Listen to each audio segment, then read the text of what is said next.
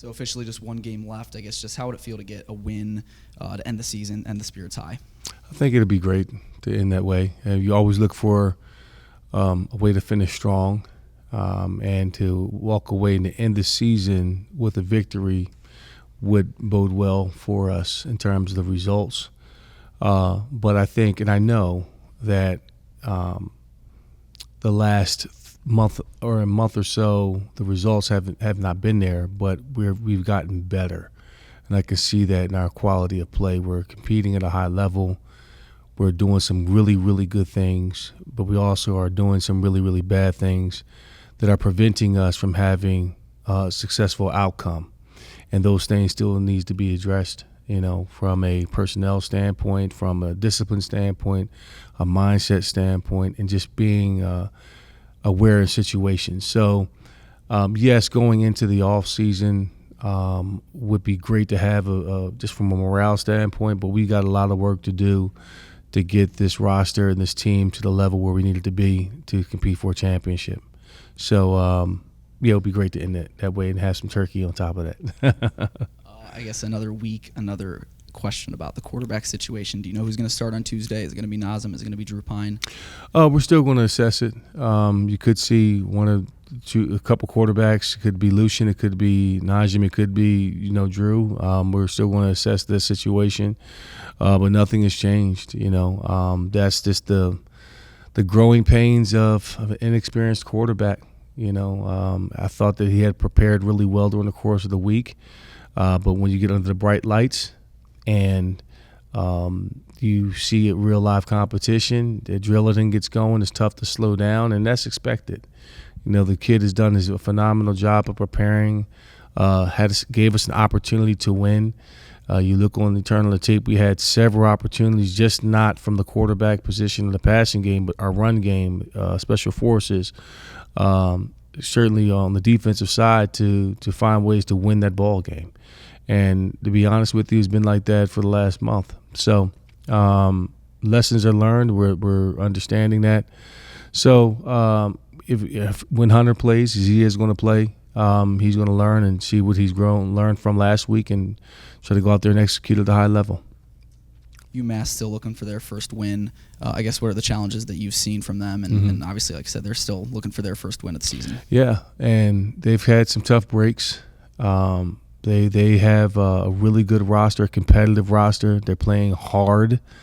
I know the numbers statistically doesn't show that, but this team is very capable. They played Buffalo tough.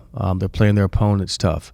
So, we're looking for the same thing, and we're trying to go out there and find a way to win the ball game and feel good about ourselves. So it's going to be a battle of wills. Jackson Cleather is up for one of the nation's best kickers. Just how does it feel to have that, in the special forces, as you call it? Just how does it feel to have one of the nation's best kickers? It's great. We know that when we get in a certain range or part of the football field that we're almost guaranteed points. That feels really good.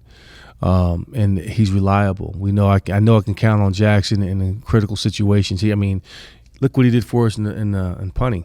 Did a phenomenal job of flipping the field, and that's something that we may look at going into next season too. But he takes great pride in his work.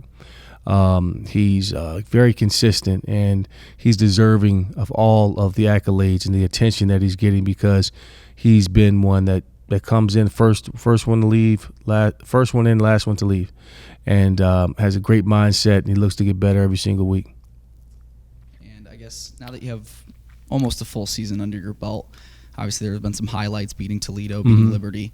That first game, the kick going all the way back on the first play. I guess what has been your favorite memory from this season as a head coach? Well, they're still being made, and I haven't had a chance to assess the season in that regard. My memory right now is a culmination of everything. It's not like you just pick out one particular moment and that's your favorite one. It's honestly, it's the dog days is what we're going through now. It's hard when you're not winning, but what I'm witnessing is that we're becoming a team because of it, if that makes sense. It's not the pretty stuff.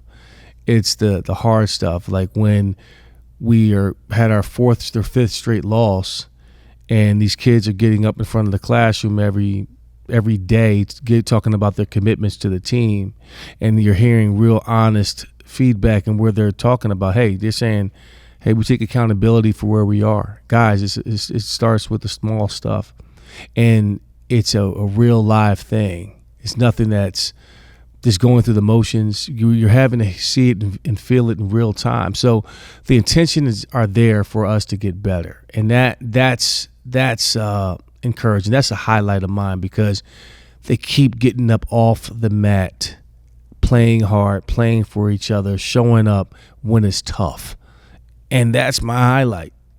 Honestly, and the results are going to come once we continue to harp on the small stuff, go recruiting, tweak the staff, whatever that may look like in the future. But the foundation is being laid, the culture is being established, and that's what we're seeing. And I don't get caught into the results of it right now because this has to be tweaked and molded in this phase right now. So you were hired in March, came here in March. You didn't really have a full off season to really be the head coach. I guess, what are you kind of looking forward to as the season ends to be fully in the off season? To have an off season, to have a chance to assess what's needed and this is holistically, not just roster wise, but holistically, staff, supporting staff, alumni, who we need to be in this conference and in the revenue share era and NIL era. Attack that and approach it with responsible eyes, not just saying we're going to go out and spend a ton of money. That I don't think that's the answer. I think they're somewhere in the middle, and we've got to be honest about that. Getting the right resources for us to be an elite program in the MAC. That's where it all starts, and I'm going to assess every department. I'm going to look at it with a fine-tooth comb and have some tough conversations, but much-needed conversations because I'm here to bring the results of a champion, and that's what I'm going to have to do. So I look forward for this last game to finish strong, to get back on the plane, going to go meet with donors, going to go meet with alumni, be very visible, paint the vision, and move forward, and recruit and develop and teach and set a schedule. And the winter and the spring are very, very important, and especially the winter because you're laying the foundation for the install of your offense, the install of your defense, the install of your special forces unit, the install of your philosophy and the expectations and the culture. At that moment, I mean, that's a very important time. That's a month and a half of work that's been missed. So that's exciting that we can clean the slate and kind of really extract out the excellent pieces and parts that we're going to enhance and keep and then add to that. Your first true midweek game, how did it feel? What were your thoughts, I guess? My thoughts were, hey, it's Tuesday and we're playing a game. Listen, I love the game of football. We can play in the parking lot. There's a ton of grass. Pick a plot, around here any day of the week. And that's how I feel we can get it on an untimed game. It doesn't matter to me. That's always been my mentality. So, hey, it's Thursday in real time, but it's Monday in action time, and it's awesome because we have a chance to highlight the MAC. The brand itself, and you have a chance to look at the other teams, and you hear the storylines. Congrats to all the teams that have hit some milestones, taking on struggling programs like Kent State, and you have a chance to look at what Toledo's doing and how they might be playing for a championship, and it gives you a good sense of how they play ball and how things are done in this league, and it's national. I have family and friends that hadn't had a chance to watch a game this year tune in to see what we're doing. So that's been awesome. So it's great to highlight the assets of this conference and to see the talent and the coaching, the really quality coaching that's being done here in this conference. And Obviously, the game's on Tuesday, Thanksgiving on Thursday. What's your favorite Thanksgiving food? Man, now we talking. There we go. Here we go. All right. My favorite Thanksgiving food, without question, is the sweet potato casserole. Okay, you got to have that. Mac and cheese is a staple. Some people call it dressing, stuffing. I call it dressing. Cornbread base. They got to have the cornbread dressing. Homemade gravy. Now, I have a process in how I prepare my turkeys. I deep fry my turkeys. It's done with the same oil for the last 5 years, so it's full of seasoning. It has the perfect seasoning, perfect everything with it, and it's a 72-hour process.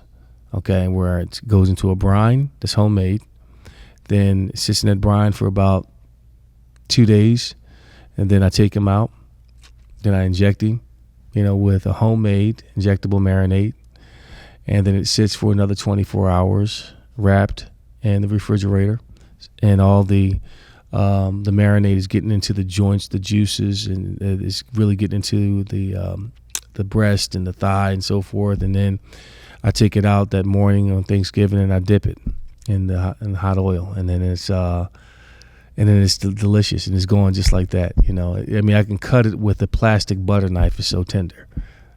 So I've been doing that for the last almost 20 years. So. As you can tell, Thanksgiving is my favorite time of the year. And then cranberry sauce. You can't go wrong with the cranberry sauce. So that's the foundation of my Thanksgiving right there. Turkey, good turkey, mac and cheese, collard greens, the dressing, and the gravy is also excellent. So what's your favorite? I'm curious. I love stuffing. Stuffing, see? Mashed potatoes and gravy, homemade gravy, like you said. See, you got to have it. What kind of bread of choice? Is it Hawaiian roll? Rolls, but I've been really trying to get the cornbread into our Cornbread. I love cornbread. So Now, is your roll? You keep your rolls warm, or you like a? we homemade our Ooh. Our rolls. So. Let's for a moment. Let's just go around the room. All right, this real quick. Favorite Anything with gravy. Gravy is the key. The good homemade homemade gravy. gravy. Grandma's cranberry sauce. The cranberry sauce. Yeah. I mean, when you get a good cranberry sauce with that, this is the texture, the cold, the sweetness of it. It marries beautifully with the salt. But go ahead. Oh, I gotta go with the pie. Gotta be the apple pie at the end. Apple pie at the end. Okay. Start the dessert table. Whatever's Start the dessert table. Now you got to give me something, man. What is it? Stuffing. If we're going with something table. Stuffing. I'm a huge protein guy, so it's like I don't want to waste. There's some good sides, but I'm turkey, Ham, turkey. whatever. I do like the stuffing, gravy, that type of stuff. Little stuff just to kind of add it to it. But Right. our family tradition was taking the leftover stuffing after Thanksgiving, put it in buttter in the skillet and fry it a little bit. Ooh, that's nice. The nice little crispiness too. Yeah. And how about for our friends in Massachusetts? Let's hear it. Hold on one second. I'm curious. Can you hear us? Howard, what's your Thanksgiving? I know he's like, what are we talking about? My Thanksgiving it's all the turkey stuff. My wife makes a sweet potato and pear casserole. Ooh, sweet potato and pear casserole. Wow, that does sound good. Hey, can you have her send the recipe? I will tell her. I also do the pecan pie. Pecan pie. I know Howard's got some questions, Howard. If you want to go. Sure. Eddie, when you watch the tape of UMass, what do you see? I see a competitive unit. I do see that they've had issues with the last few weeks of stopping the run teams. They've had their challenges at the quarterback position. I think they're playing 3 different quarterbacks, much like us. And I can empathize with them in terms of not having the results that they want to see, but they're a team that's playing competitive football. Regardless of the scoreboard and the record is not indicative of who they are and what they're capable of doing. And that's the mindset that we had to approach, that we're going to approach this week with. That this is a very good football team that's capable of making plays and making them at a high level. you talked earlier that you're having some quarterback issues, and they are as well. How far behind does that put you as you try to rebuild that team when you can't just really settle on one guy because of injury or whatever? I think, Howard, that it's everything. If you don't have consistent quarterback play and you're in instability at that position, you look at our conference, it tells the story. The bottom three teams are having issues at that position. So you look at the top tier teams, you look at quarterback play, it's been consistent. And that's due for us, is due to injury, and those are the circumstances. And you got to just go roll with the punches around that. But what it does as a coach, it forces you to be very creative. We have to find ways to put points on the board, to move the ball. You really have to settle guys down because it changes your offense to some degree. And you got to, tell the receivers to be patient and relax. And when you have opportunities to make a play, you got to make a play. So it's not an excuse for us to say, okay, we're going to just mail in the season and not go out and compete. But we have to be a team that's 9 units strong and find and rise above it and understand that we can't make certain errors and mistakes. We have to be very disciplined because our margin of error is very small.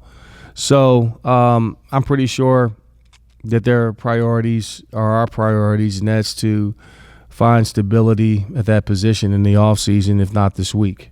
So that's kind of how I see it. I'm good. Thank you. Thank you. Enjoy that sweet potato pear casserole, Howard. Yes, sir.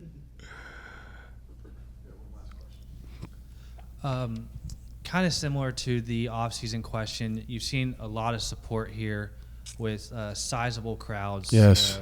Yes. Toledo, Liberty, Yeah.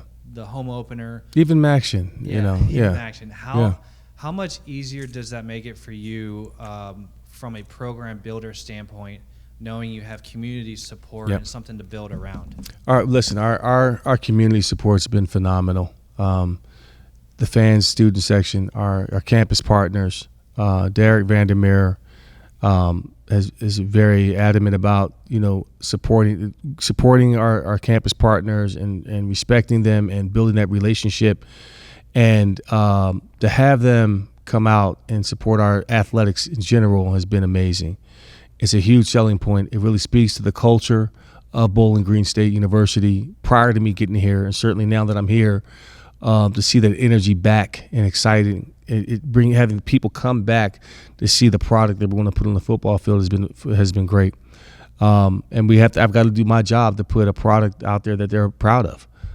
So that's important. So we're all in this together.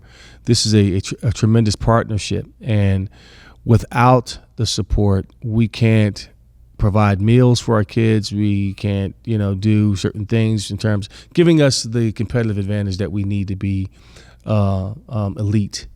And in this day and age with revenue share and NIL and transfer portal, we have to participate in that to some degree. And we're going to be competitive in that space, but not irresponsible in that space.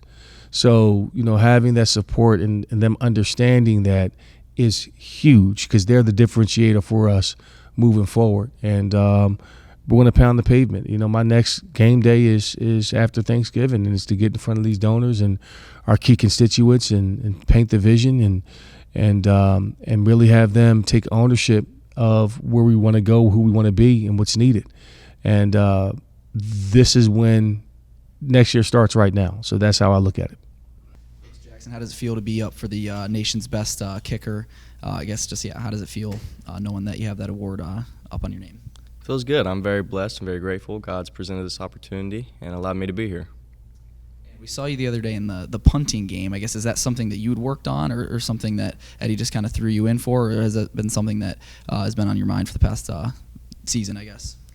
Well, I punted freshman year, so I've kind of got a hang of it, and it's been an opportunity for me for the past 2 weeks to possibly get in and punt. And Coach Bear said that I could get a punt or two, so he let me in for both those, and they both went okay.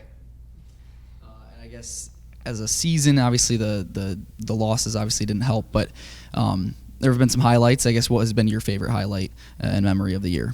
I think beating Toledo. That's probably it. Just everyone was very excited. There was a lot of energy, and it was just a fun experience.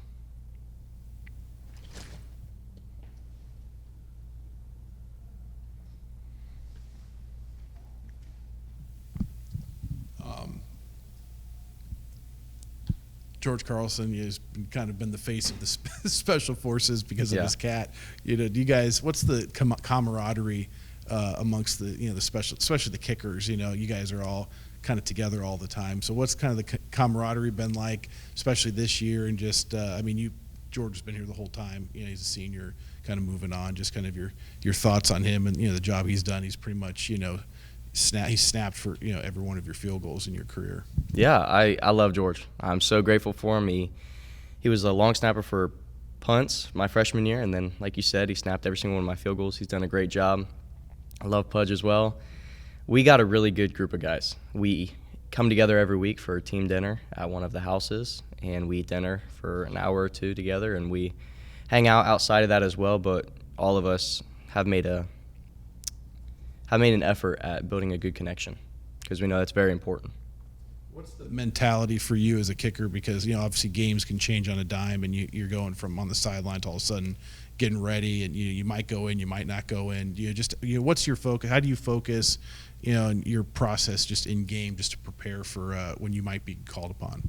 Really, just being present in the moment, taking one kick at a time, staying at the 50-yard line. So what I mean by that is whether I miss it, whether I make it, really doesn't matter. It's the next kick. I'll worry about that after the game. Tomorrow I'll look back at the film, see where I can get better, and ultimately trust in God. Knowing that whatever happens is supposed to happen.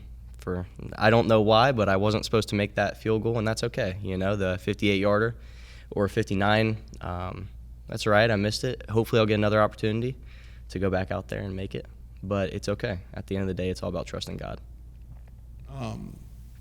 Going to UMass, kind of the first flight of the year, a little odd in the sense of the schedule where didn't really leave the state and everything was, a pretty short bus ride. So, kind of from a mentality standpoint of the team, what's the thoughts going, getting on the plane, getting up to, Massachusetts next week? I think the goal is just to go have fun and finish out with a win, but ultimately just going out there and giving all our got. Emptying the clip, as Coach says. We're going to leave it all out there. We don't want to regret it after the season, especially for the seniors who have their last game, possibly the last time ever putting on pads and a helmet. We want to do our best for them. I guess just how would it feel to end the season on a high note with a win? To end the season. My fault. I'm so sorry I couldn't hear you. How would it feel to just end the season with a win? I think it'll be big, not really for me, but more for the seniors, and to really just finish off strong and go out with a bang. And offensively from UMass, they're still looking for their first win. I guess what have you seen from them in the film room? I've seen a team that could really compete. They played a couple games where they were in close situations with certain teams that we went against and had difficulties with. So I think really just being up for the challenge and dominating, I think we should be good. And obviously a season with highs and lows. I guess what has been your favorite personal memory from the season? Mainly just having fun with the guys, It's always fun to play and be around people that enjoys what they're doing. We asked Coach George this earlier, but now we want to ask you, what's your favorite Thanksgiving food? Man. It's really a Haitian meal. It's diwi avec sauce bar and chicken. It's like white rice with black beans and chicken, but it's just that Haitian flavor that they put into it. The home schedule is complete. Obviously, still another game left, but talk to us about what this home crowd has meant throughout this season, and how having them back behind you with high attendance numbers and everything like that throughout the year. I think, me playing football for so long, we're nothing without the fans, Like the fans play a huge part in every game. Like just having their energy and just them being there to support us, like like they mean everything to me personally. So just having them there is always better to perform in front of people that that's there for you. Not for a lack of effort on the defensive part, but there was a little bit of a dry spell with like kind of sacks and there's turnovers, and you started to see it kind of come into fruition against Akron. Just when you're playing defense, is that like a floodgate that you're looking to potentially come open moving into the next game? About the turnovers? Yeah, or just getting to sacks. Like there was a dry spell where the Bowling Green wasn't getting to the quarterback. You're trying to force, try to get takeaways. They just weren't coming. And then, against Akron, 4 sacks, and then there was your guys were getting to the quarterback, and then the ball. I think there's 4 fumbles. Bowling Green recovered 2 of them, interception. Just they started kind of coming. The diligent work. Just talked about the diligent work and just how the expectation, the defense is that that's just a starting point. That moving to the next game of just trying to get to the quarterback and trying to force turnovers. So having that ski mask mentality, like just wanting the ball at all times, like defenses we take, I know that we haven't been consistent with it in the past couple games, but having it back in for Akron game, like just that energy that we brought, like we knew what we came to do, and we came to dominate, and I think we did. Yeah, just some of the different guys on the team that have had strong years, yourself included. Gideon is just tackling everything in space, and a lot of TFLs. And what have you seen from like the back end of him just kind of stepping into Dorian's kind of role when Dorian went down, and just what he's kind of meant to the defense, kind of like in the middle for you guys? I think when DP had went down, Gideon stepped up in a way like where we really needed him to. Like just being able, how many tackles he had? I think he had like 100 plus, right? He's at 109, 15 and a half TFLs. Yeah, like that. Like that's crazy, for really. As a linebacker, 100 plus tackles, like, but sorry, I'm so sorry. But the way he stepped up into the shoes that we needed him to fit, like, I know it's not easy for him to do it by himself, but from where I stood, he made it look easy. Like that's just him just playing football, and he has a very good natural instinct, like just to get to the ball, and that's something that we really needed throughout every game. JoJo Johnson, he's kind of really stepped in with kind of Keon in and out of the lineup with injury. What's he kind of brought? I mean, he had 5 pass breakups at Eastern Michigan. He had a couple big ones the other night. Just what have you seen from him, kind of stepping into that older guy, kind of playing his last few college games? So JoJo's always had it. Like since he came here, I've always known that he's always had it. I just think that the opportunity has never really been presented to him. But as soon as he got that opportunity, he made the most of it, and I'm actually so proud of him. Like, extremely happy for him because, like, he remained patient and, like, he stayed, like, what's the word? He stayed calm through the storm. And, like, through that, it shows, like, the adversity that he's been through, like, throughout his career, like, not playing but coming here and just being able to dominate whenever he had the opportunity. I remember Ohio game when he caught his first pick. Man, I was happy for him because, like, I know he's been through a lot, and to see all that hard work really just starting to pay off for him, like, that brings joy to me. So, yeah, just kind of going off of that, just seniors kind of playing the last game Tuesday. Obviously, Jackson was in here talking about wanting to win one, for the seniors. Just what's the, is there talk about that in the locker room amongst the guys? Especially the underclassmen of sending them out, and who are some of the ones that have been good mentors for you in your young career here? So, I think as a senior, well, not myself, but like for the seniors, nobody wants to end their last, could or could not be their last football game on a loss. So us putting them in a position to win and us getting the win for them will allow them to, like, just to be able to say, man, sorry, but man, we dominated our last football game, and allow them to, like, just be happy overall. And that'll really bring a smile to me, because, like, we lost how many games now? Like 4 or 5 games in a row. And just to break that streak and do it not for ourselves, but put ourselves aside and do it for the seniors, that's something big. Anyone in particular that's been a good mentor for you since you've been here? Jalen. Although Jalen just got here, he's been like a big brother to me. D-Lo, crazy guy, but very funny.